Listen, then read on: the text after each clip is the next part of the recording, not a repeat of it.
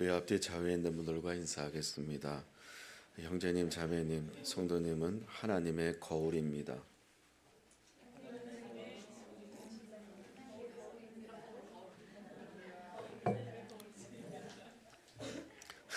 거울을 보니까 부끄럽지 않습니까? 예수님의 족보의 비밀이라는 제목으로 말씀을 나누기 원합니다. 뜨거운 사막 한복판에 조그만 샘물이 하나 있습니다. 근데 그 곁에는 커다란 그 대추 야자 나무들이 몇 그루가 무성한 잎으로 그늘을 형성하고 있었습니다. 영악한 어떤 한 사나이가 그 샘물을 자기 것으로 삼고 거기서 주인 행세를 하면서 목이 말라 지나다니는 나그네들에게 물을 파는 그러한 샘물을 한 잔 한 잔 팔아가면서 돈을 버는 일을 했습니다. 샘물은 그러니까 그에게 돈을 벌어다 주는 그러한 도구였습니다. 어느 날 그 샘물가를 돌다가 이 샘물 주인이 아닌 가짜 주인이겠죠. 야자나무가 그 뿌리를 뻗어서 그 귀한 샘물을 이렇게 흡수하고 빨아들이는 그 모습을 발견한 겁니다. 그래서 뿌리 하나가 샘물에 닿아서 물을 흡수하는 것을 보면서 이 샘물이 너무 아깝기 때문에 그 야자나무들, 대추 야자나무들을 다 잘라 버렸습니다. 물 한 방울이라도 더 아끼기 위해서 나무를 모조리 잘라버린 겁니다. 근데 어찌 된 일인지 다음날 가서 보고 그 다음날 가서 보니까 며칠 지나지 않아서 샘물은 다 말라버렸습니다. 바닥부터 말라버리고 햇볕을 가려주었던 그 그늘은 나뭇잎은 없어지고 또한 모래바람을 막아주던 그 나무를 다 베어버렸기 때문에 바닥부터 이 샘물은 말라버리고 만 것입니다. 나무 그늘과 샘터 없어진 이 그곳을 나그네는 더 이상 올 필요가 없어졌고 자처했던 이 샘물의 주인이라고 했던 사람도 더 이상 돈을 벌 수가 없게 됐습니다. 샘물 곁에 나무를 있게 한 것은 하나님의 지혜입니다. 물의 손해를 보지 않기 위해 샘물 곁에 나무를 없앤 것은 인간의 얄팍한 꾀입니다. 하나님의 크신 섭리와 인간의 잔꾀, 그 간격을 인간의 지혜로는 도저히 극복할 수가 없는 것입니다. 하나님의 지혜와 사람의 생각을 이 간극을 좁힐 수 있는 것은 인간에게는 없습니다. 우리가 하나님 앞에 할 수 있는 것은 오직 회개함과 순종함과 그리고 하나님의 말씀을 배우고 하나님 말씀에 따라서 따라가고 그리고 말씀 붙잡고 기도하며 섬겨갈 때 우리에게 향하신 하나님의 섭리와 하나님의 생각들을 조금씩 알아갈 수 있게 되는 것입니다. 우리 인간에게 있는 이 얄팍한 그러한 잔꾀나 합리주의라든지 개인주의라는 이러한 이름으로 얼마나 많은 하나님의 섭리를 왜곡하거나 하나님의 섭리의 나무들을 우리 인간이 잘라버리는 어리석은 일들을 자행하고 있는지 모릅니다. 우리를 향하신 하나님의 섭리를 어떻게 우리가 발견할 수 있을까요? 우리 가정에 이 나라 민족과 열방과 우리 자신에게 앞으로 나의 미래에 향하신 하나님의 섭리를 하나님의 뜻을 어떻게 우리가 발견할 수 있을까요? 마태복음 1장에 있는 예수님의 족보에서 그 비밀을 나누려고 합니다. 그 비밀이 이 마태복음 1장에 아주 깊은 곳에 숨어 있습니다. 마태복음 1장 예수님의 족보를 읽고 갈 때는 여러분들 재미가 없을 겁니다. 그렇죠? 사람 이름이 너무 많고 그리고 너무 많아서 이 사람에 대해서 관심이 없어서 그냥 지나칩니다. 예수님의 족보와 나와 어떤 관계가 있을까? 왜 이 성경에 신약 성경을 시작하는데 이 정말 알 수도 없는 수많은 사람들의 예수님의 족보에 왜 기록되어야만 했는가? 족보 이야기는 사실 재미가 없습니다. 그냥 쉽게 넘어갑니다. 우리 자신의 여러분 가정의 족보에 관심이 있습니까? 여러분이 몇 대 손입니까? 관심이 없습니다. 그런데 예수님의 족보에 어떻게 우리가 이 하나님의 놀라운 섭리가 숨겨져 있는지 오늘 그것을 밝혀내려고 합니다. 예수님의 족보는 놀랍게도 우리에게 향하신 하나님의 놀라운 섭리가 아주 많이 깊숙이 들어가 있는데요. 이제 다음 주부터는 대림절이 시작됩니다. 대림절이 어떤 절기입니까?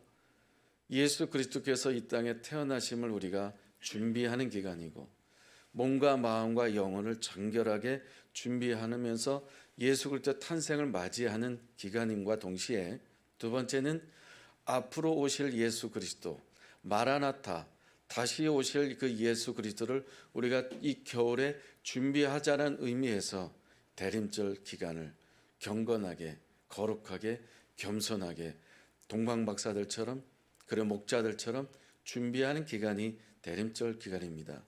이 대림절 기간에 어떤 교회 행사라든지 아니면 분주한 삶의 연말 모임이라든지 아니면 송년 모임이라든지 아니면 파티라든지 여행이라든지 여러 가지 다른 곳으로 향해서 나아간다든지 이런 어떤 그 송년 모임 등 예수 그리스도와 관계없는 그러한 연말을 보낸다는 것은 우리가 예수 그리스도와 나와의 관계, 앞으로 오실 마라나타, 다시 오실 예수님과 나의 관계를 그냥 스킵해버리는, 넘겨버리는, 관심이 없는 그런 연말을 보내는 그런 안타까운 시간을 보내고 말 것입니다.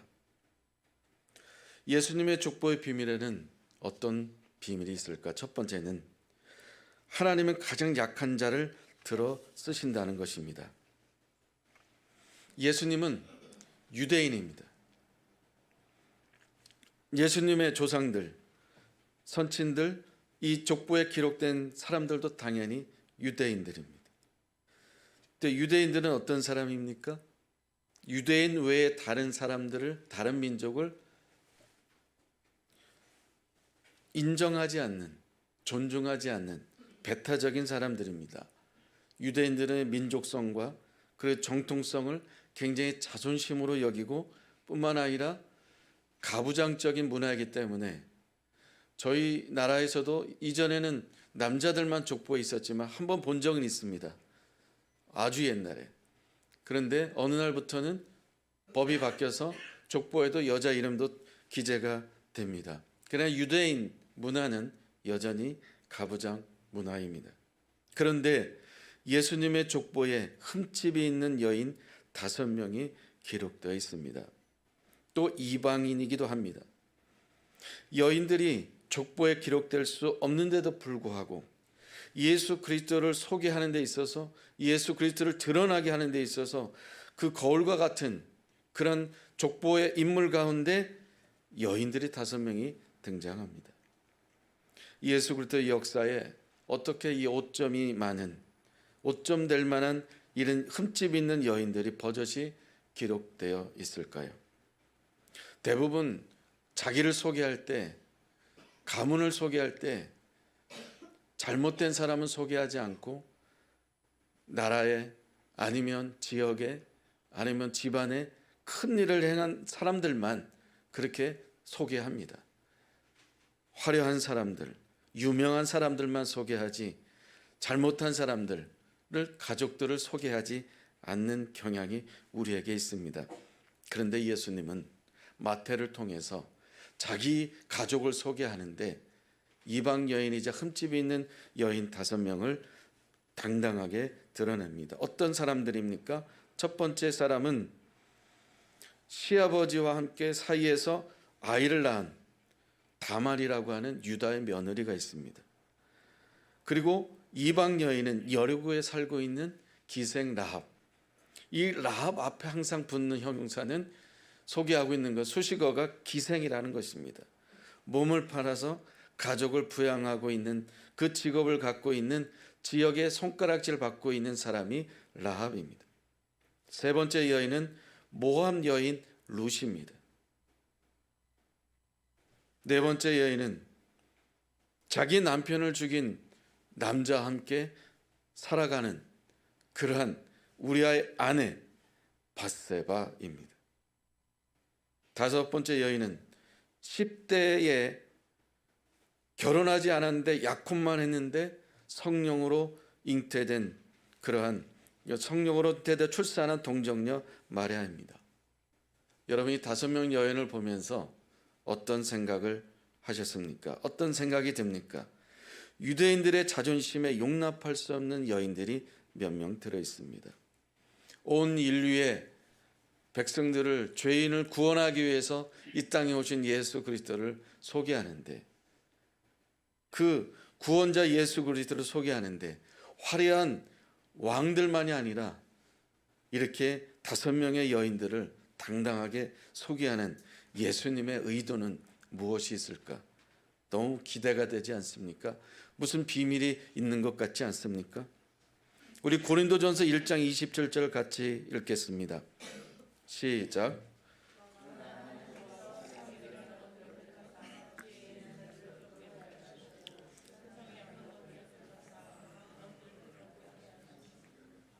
아멘. 하나님의 섭리는 사람의 생각 그 이상입니다.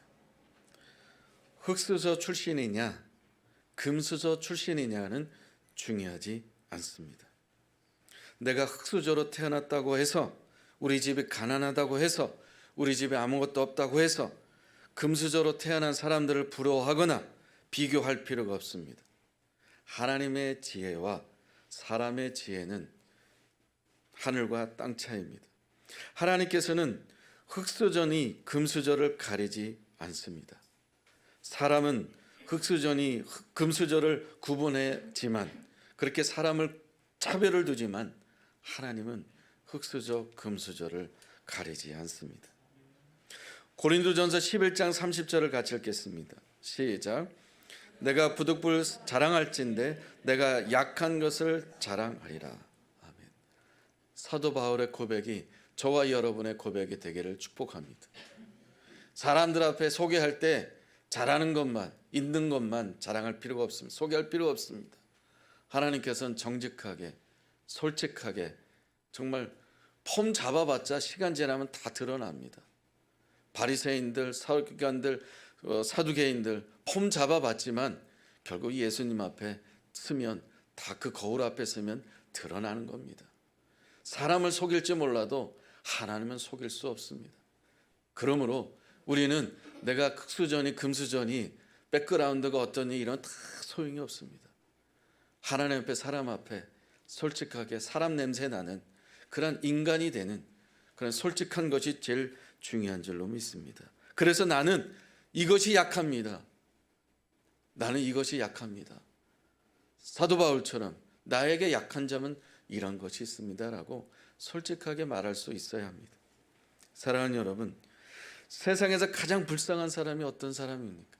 사회생활 많이 하셨는데 수없이 많은 사람들을 만나보셨는데 수없이 많은 사람들을 만나보면서 여러분들이 어떤 사람이 가장 불쌍한 사람입니까? 가난한 사람 불쌍합니까? 혼자 태어난 고아들이 불쌍합니까? 아니면 누가 불쌍합니까? 돈 없는 사람이 불쌍합니까? 부잣집 부모님을 만나지 않아서 불쌍합니까? 제가 느끼기에는 본문을 통해서 성경을 통해서 불쌍한 사람들은 어떤 사람일까?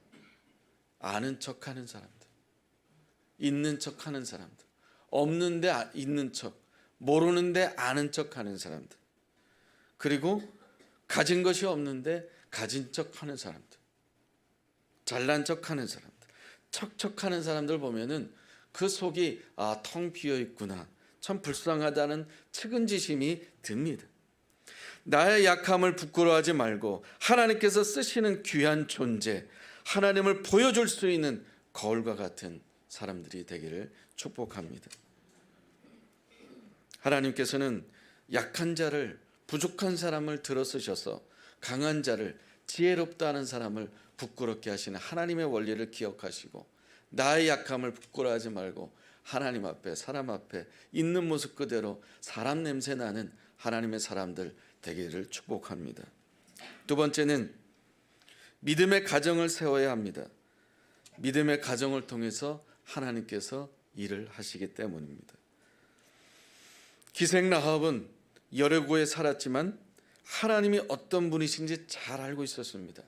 하나님께서 이스라엘 백성을 택하셨고 이스라엘 백성들을 홍해를 육지같이 건너게 하셨고 뒤에 따라오는 바로왕과 애국 군사들을 그 홍해에 소장시켰다라고 하는 것, 그 무기나 어떤 그 힘이 없는데도 불구하고 하나님께서 이스라엘 백성들을 지켜주신다라고 하는 것, 이스라엘을 지켜주시는 분이 하나님이라는 것, 그 하나님에 대해서 라합은 관심 갖기 시작했습니다. 하나님의 역사하심과 주권을 인정하는 믿음의 여인이 되었다는 것입니다. 내가 어떻게 살아왔든지 간에, 과거가 어떻든 간에 나는 지금 이스라엘의 하나님, 저들의 하나님이 나의 하나님이 되고 나도 그 하나님을 믿고 하나님을 믿음으로 이 땅 가운데서 우리 가정을 구원하길 원한다라고 하는 이 강력한 믿음이 라합에게 형성됐다는 것입니다. 그래서 기생 라합은 자기 자신뿐만 아니라 가족들까지 하나님의 백성 되게 하는, 구원을 일으키는 믿음의 선교사가 되었다는 것입니다. 가게들을 한번 보십시오.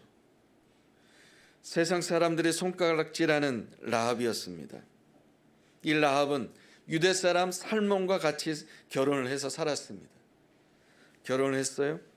그리고 살몬과 함께 믿음의 삶을 살아가면서 하나님을 경외하는 삶을 살아가면서 하나님을 예배하고 하나님을 알아가는 삶을 살게 되었고, 과거는 내가 하나님 알지 못했지만 믿음의 사람 이 살몬과 함께 결혼하면서 어려운 이웃을 어떻게 도와줘야 될지, 어떻게 섬겨야 될지, 하나님의 사랑을, 이웃의 사랑을 어떻게 실천해 나가는 것인지 자녀들에게 양육을 했다는 겁니다. 그 양육을 받은 자녀 가운데 보아스라고 있습니다. 보아스를 기억하실 겁니다. 그 나오미의 며느리, 나오미 룻 오르바, 이 시어머니 나오미가 룻과 오르바 남편과 두 아들 다 죽고 나서 이제 이스라엘에 들어가서 이삭 주우면서 하루하루 연명하는 삶을 살았는데, 어느 날 룻이, 이 나오미의 며느리, 시아버지 돌아가시고 남편 사망하고 이제 시어머니를 봉양하는 이 룻이 하루하루 긍긍하며 살아가는데, 그날 이삭 주었던 그 밭은 보아스 밭이었습니다. 그래서 보아스를 만나게 되었고 이제 평생 그 보아스 밭에서 조건 없이 이삭을 주우면서 시어머니를 봉양할 수 있게 되었습니다.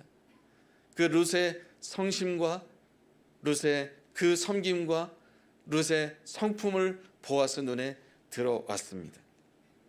그래서 보아스는 어머니 아버지가 가르쳐줬던 하나님을 사랑하고 하나님을 경외하는 삶, 그리고 이웃을 도와주고 섬기는 삶을 자연스럽게 체득이 돼서 결국 룻을 섬기게 됐고, 그 룻 섬김었던 룻이 와이프가 되었고, 그래서 그 가정 안에 어떤 계보가 이어집니까?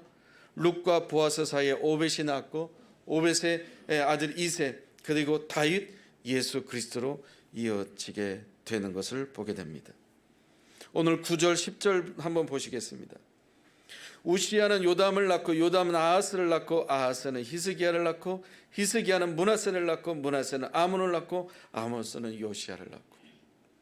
여러분, 이스라엘에 솔로몬 다음으로 북이스라엘과 남유다로 분열 왕국이 되었습니다. 북이스라엘과 남유다로 분열되었을 때 예수님의 족보에 북쪽 이스라엘의 왕들 19명이 기재되어 있는 걸 여러분 보셨습니까? 예수님의 족보에 북쪽 이스라엘의 왕들이 그 이름을 찾아보셨습니까? 북이스라엘의 왕들 19명이 한 명도 거기에 나와 있지 않습니다. 그러나 남유다에는 20명의 왕들이 있었습니다. 그 가운데 우시야, 요담, 아하스, 히스기야, 므낫세, 아몬, 요시야. 믿음의 계보를 우리가 느낄 수 있지 않습니까? 그 가운데 요시야는 종교 개혁을 일으킨 왕입니다. 우상을 제거하고 산당을 회파시키고 하나님을 경외하는 성전에서 발견된 그 말씀을 가지고 백성들을 훈육하고 말씀을 가르치는 왕이었습니다. 여러분의 가정은 어떤 가정이 되길 원하십니까? 또한 결혼하지 않은 자녀들이 있으면 그 결혼하지 않은 자녀들의 가정을 어떤 가정이 되길 위해서 기도하고 있습니까? 이 세대가 얼마나 무섭게 지나가고 있는지 모릅니다. 요즘 얼마나 세상이 제5의 물결이라고 해서 걷잡을 수 없이 정치, 경제, 문화, 예술, 체육, 과학, 기술, 종교 속에 곳곳에 얼마나 많은 감당하기 어려울 정도의 인성이 파괴되고 사람을 존중하지 않는 불법과 비리와 이런 것들이 곳곳의 영역에 난무한지 모릅니다. 세상이 무섭게 변하고 정말 중심이 흔들리고 성경과 하나님과 반대되는 사상들이, 개인주의들이, 합리주의들이 정당하게 타협하는 것들이 얼마나 많이 세상에 교회 안에서도 있는지 모릅니다. 정말 말이 통하지 않는, 나와 무슨 상관이냐는 이기적인 것이 얼마나 많습니까? 우리가 독서 나눔의 금요 사랑방 모임에 추천도서 했던 것처럼 기분이 태도가 되지 않도록 하라. 정말 뭐랄까요? 자기 감정에 충실하라. 그래서 기분이 태도가 되는, 바로 이 태도로 나타나는 것들이 얼마나 많습니까? 사랑하는 여러분, 여러분의 가정이, 또 여러분의 자녀들의 가정을, 앞으로 이룰 가정이 예수 그리스도를 주인으로 모실 수 있는 믿음의 가정이 되기를 축복합니다. 그 가정을 통해서 예수님이 주인 되는 가정이라면 그 가정을 통해 예수 그리스도가 나타나게 될 것입니다. 한나처럼 목숨 걸고 기도하시기를 바랍니다. 이 세대가 얼마나 무서운지 모릅니다. 우리가 할 수 있는 건 무엇입니까? 할 줄 아는 게 무엇입니까? 해야 할 것이 무엇입니까? 하나님 앞에 엎드리는 것밖에 없습니다. 여러분이 아무리 머리 좋아도, 여러분이 아무리 경험이 많아도 우리는 이 세대와 반대 정신을 가지고 하나님 앞에 날마다 엎드리는 것밖에는 할 수 있는 것이 없습니다. 아멘. 세 번째 마지막입니다. 예수님의 족보의 세 번째 비밀은 오직 하나님만을 경외하는 믿음으로 살아야 한다는 것입니다. 로마서 4장 20절 같이 읽겠습니다. 시작. 믿음이 없어 하나님의 약속을 의심하지 않고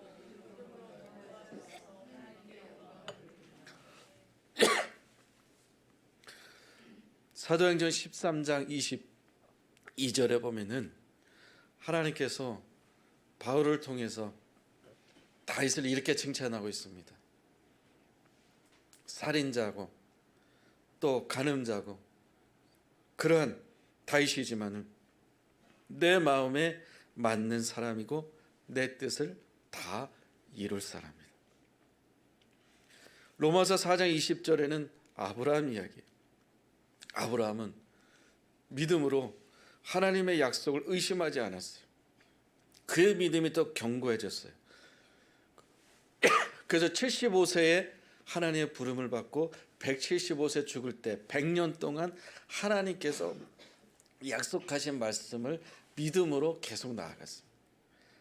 다윗도 하나님을 경외하는 그런 믿음으로 그 왕은 자기가 왕이 아니고 왕이신 하나님을, 킹 오브 킹스, 왕 중에 왕이신 하나님을 왕으로 모시고 자기는 그 왕의 자리에서 겸손하게 내려오고 하나님을 경외함으로 이스라엘을 하나님께 드렸습니다. 이 마태복음의 저자 마태는 예수님 출생을 소개할 때 제일 앞에 누구를 등장시켰습니까? 아브라함과 다윗이에요. 의도적이죠. 유대인들의 가장 존경하는 인물이 누굽니까? 아브라함과 다윗이기 때문입니다. 두 사람의 공통점이 뭡니까? 오직 하나님만을 경외하는 삶을 살았기 때문입니다. 세상이 흔들리고 사람들은 제각각 변하고 환경이 좋지 않게 악화되어도 하나님만을 신뢰하는 믿음으로 살았다는 것입니다. 사랑하는 여러분, 어떠한 어려움이 있어도요, 주저앉지 말고 포기하지 마시고 절망하지 마시고, 그곳은 우리 끝이 아니라 하나님께서 역사하시는 시작점이라는 것을 믿으시기를 바랍니다. 믿음의 사람 아브라함과 다윗을 통하여 예수 그리스도가 이 땅에 오신 것처럼 오늘 오직 하나님만을 신뢰하는 경외하는 믿음으로 저와 여러분이 나아간다면 구원의 역사, 기적의 역사, 예수 그리스도의 역사가 나타날 줄로 믿습니다. 말씀 마무리하겠습니다. 여러분, 흙수저, 금수저라고 이런 거 이야기하지 마십시오. 비신앙적인 겁니다. 비성경적인 겁니다. 전혀 중요하지 않습니다. 하나님께서 교만한 자를 물리치시고 겸손한 자를 쓰십니다. 세상에서 가장 작고 연약한 자를 쓰십니다. 있는 척, 아는 척, 가진 척 하지 마십시오. 하나님께서 여러분을 하나님을 나타내는 겸손한 겨울로 쓰시기를 원하십니다. 세상이 걷잡을 수 없이 흔들리고 사랑하는 가족들이 세상의 쓰나미에 쓸려 가지 않도록 하기 위해서 여러분의 가정을 예수님을 주인으로 모시는 믿음의 가정이 되기를 바랍니다. 여러분 가정에 아무것도 없어도 예수님만 있으면 모든 것을 가진 가정이 되는 것입니다. 여러분 가정에 예수님 없이 모든 것을 가지고 있다고 해도 다 잃어버린 것입니다. 하나님께서 요셉과 함께 하심으로 구덩이에서 건져주셨고 은 20개의 인신매매범에 팔렸어도 요셉과 하나님 함께 하셨고 보디발의 아내 유혹에서 건져주셨고 억울한 감옥 생활에서 천하이복으로 축복하셔서 애굽의 국무총리로 세워주셨습니다. 어떤 상황에서도 오직 하나님만을 경외함으로 아브라함처럼 다윗처럼 하나님 마음에 쏙 트는 하나님의 뜻을 다 이룰 수 있는 축복의 사람들 되시기를 바랍니다. 우리 찬양하면서 하나님께 나아가겠습니다. 세상이 흔들리고 사람들은 변해도 이렇게 고백합니다. 선포합니다. 나는 주를 섬기리. 같이 찬양합시다.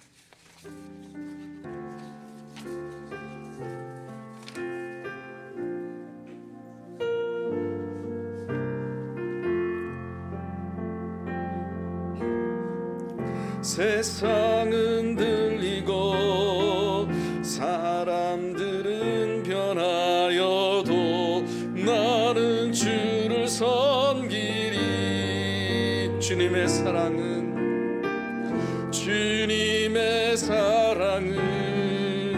영원히 변하지 않네. 나는 주를 다시 하겠습니다. 세상은 들리고 사람들은 변하여도 세상은 들리고 사람들은 변하여도 나는 주를 섬기리. 주님의 사랑은 영원히 변하지 않네. 나는 주를 신뢰해 오직 믿음으로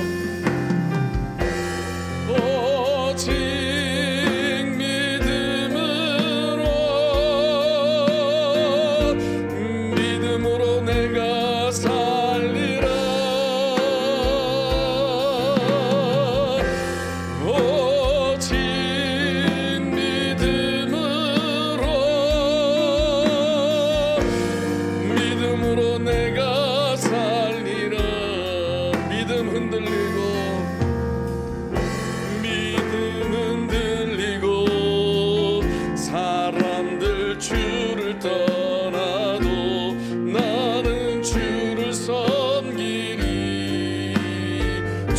주님의 나라는 주님의 나라는 영원히 쇠하지 않네.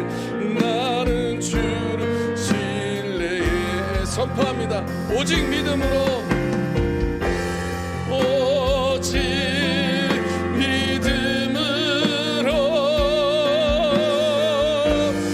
믿음으로 내가 살리라. 오직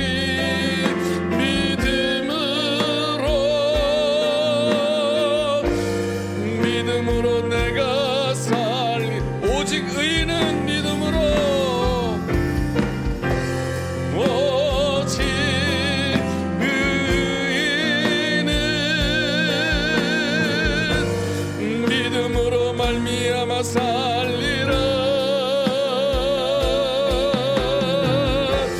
오직 의인은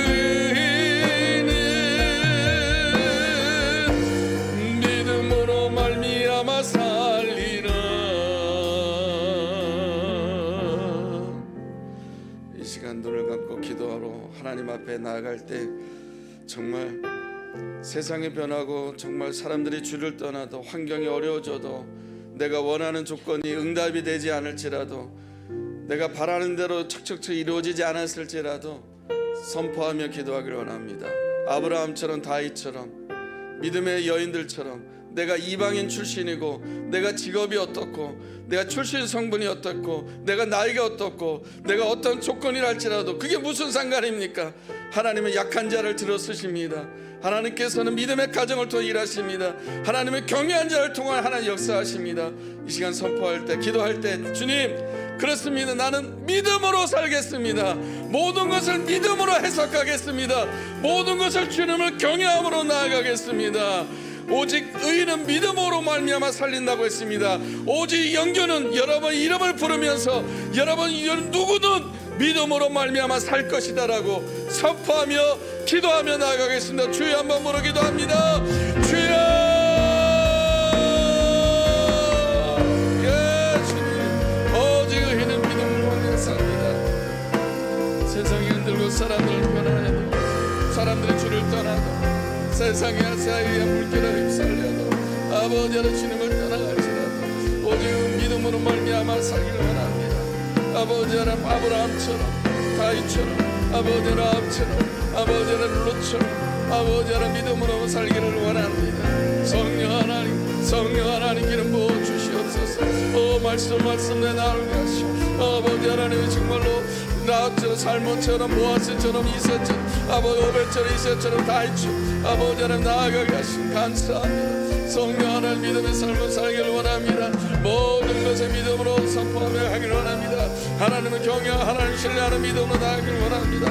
아브라함처럼 다윗처럼 나아가기를 원합니다. 아버지 하나님 지도 금소 중요하지 않습니다. 출신 성분 중요하지 않습니다. 조건과 상황이 중요하지 않습니다. 어떤 상황일 때 인생 마지막 끝이라 할지라도 그곳이 하나님이 시작할 시작점인 줄 믿습니다. 아버지 믿음으로 하나님을 바라보며 우리 가정의 주인 되신 예수님을 신뢰하며 아버지 예수님을 모시고 나아가시는 믿음의 삶을 살게 하여 주옵소서. 우리에게 큰 믿음을 더하여 주시기 원합니다. 나에게 믿음을 더하여 주시기 원합니다. 아버지 믿음을 열어주시기 원합니다. 믿음을 갖고 나아가기를 원합니다. 아버지 예수님의 조건처럼 거룩한 믿음의 삶을 살게 하여 주옵소서. 이 믿음이 우리 안에 있게 하여 주옵소서. 마지막 때 이 믿음 갖고 나아가게 하여 주옵소서. 겸손하게 나아가게 하옵소서. 순종하며 가게 하여 주옵소서. 기도하며 아버지 하나님이여 회개하며 나아가기를 원합니다. 말씀을 들고 자며 가기 원합니다. 성령 하나님 기름 부어 주옵소서. 기름 부어 역사해 주옵소서.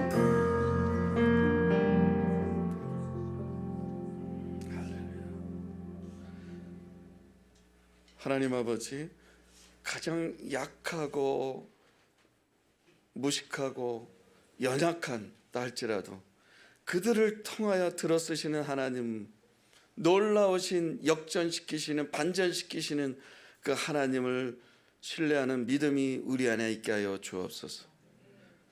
하나님, 우리 가정에 예수 그리스도가 주인됨을 고백하고 선포하며 의지하는 가정 되고, 우리 자녀들의 가정도 그런 예수님을 주인으로 모시는 가정으로 세워갈 수 있도록 한나처럼 목숨 걸고 기도하며 나아갈 수 있는 믿음의 계보를 이어갈 수 있는 우리 모두가 되게 하여 주시옵소서.